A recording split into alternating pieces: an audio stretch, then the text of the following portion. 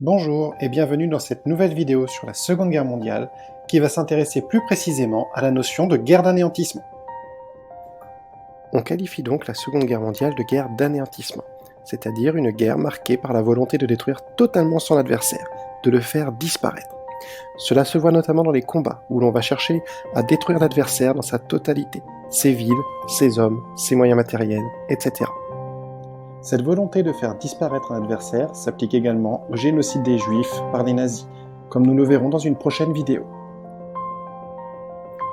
Dans cette première vidéo, nous nous intéresserons plus particulièrement à la notion de guerre d'anéantissement, en voyant comment les combats montrent la volonté de détruire définitivement l'adversaire. C'est notamment le cas de la bataille de Stalingrad, qui a lieu de juillet 1942 à février 1943, et qui marque un tournant dans la guerre. La bataille de Stalingrad se déroule en URSS, dans l'ancienne Russie, c'est-à-dire dans l'est de l'Europe. En effet, à partir de juin 1941, Hitler pense avoir pacifié toute l'Europe, et se tourne désormais vers l'attaque de son ancien allié et ennemi, Staline et l'URSS. Cet affrontement prend dès le départ un enjeu idéologique très fort. Il s'agit du combat de l'Allemagne nazie contre l'URSS de Staline, c'est-à-dire de deux régimes totalitaires, persuadés qu'ils ont le meilleur chef, persuadés que leur idéologie est supérieure aux autres. Il va donc s'agir de montrer lequel des deux est le plus fort. Pour les nazis, il s'agit de prouver que leur vision raciste du monde est vraie, et que les Allemands sont réellement le peuple supérieur face aux Slaves. Pour les communistes, il s'agit de prouver que leur système est le meilleur et que leur chef est le meilleur. D'ailleurs, les combats se cristalliseront autour d'une ville qui porte le nom de Staline. C'est tout un symbole. Ces éléments vous permettent de préciser le contexte de la bataille, son contexte historique, spatial, mais aussi idéologique. Le document que vous aviez à étudier était un texte extrait du journal d'un soldat allemand. Il s'agit d'un témoignage au jour le jour des combats tels qu'ils ont été vécus par un soldat en 1942. Ils n'ont été publiés qu'en 1965, c'est-à-dire que c'est seulement à cette date qu'ils sont rendus publics dans le journal Paris Match.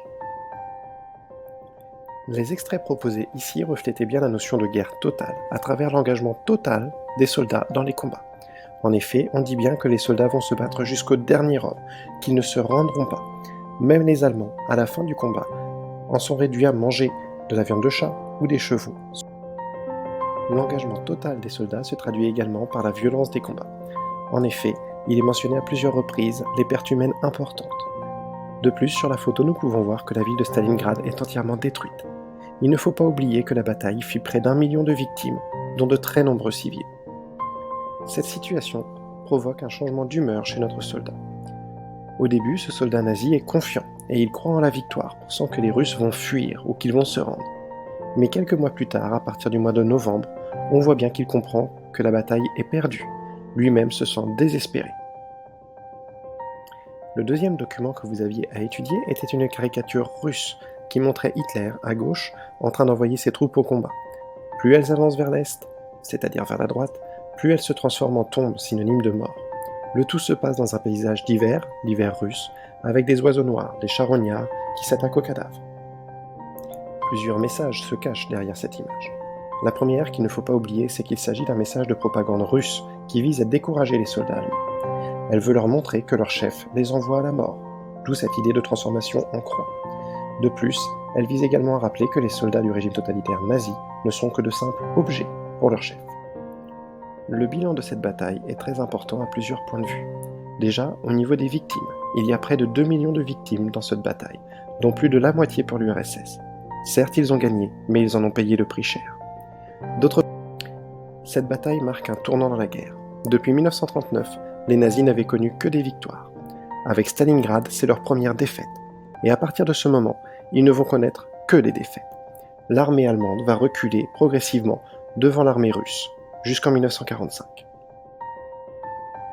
Voici donc pour la présentation de cette bataille de Stalingrad. Elle commence à l'avantage des Allemands, qui ont gagné la quasi-totalité de la ville, avant de se faire encercler et de connaître leur première défaite. Le bilan est très lourd en termes de destruction, mais aussi en termes de stratégie, puisqu'elle marque le début du recul des Allemands et annonce leur future défaite.